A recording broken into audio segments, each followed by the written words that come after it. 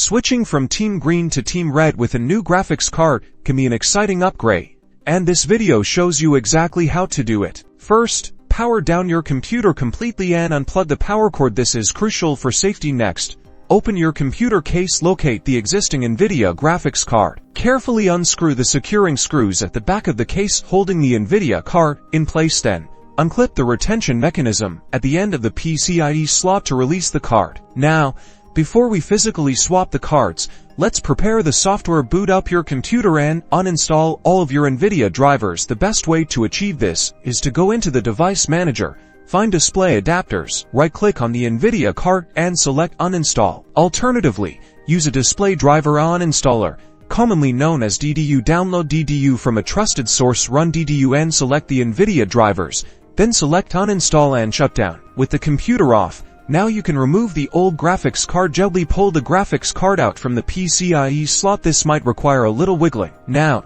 install your new AMD graphics card. Align the card with the PCIe slot and firmly, but carefully, push it in until it clicks into place. Be sure to reattach the retention mechanism and secure the card with screws. Connect the necessary power cables from your power supply unit to the new AMD graphics card. Double check all connections. Now, close up the case. Power your computer back on. Windows should automatically detect the new graphics card. Install the latest AMD drivers, either from the AMD website or from the driver disk, if it came with the card. After the driver installation, restart your computer. You're all set to enjoy the improved performance.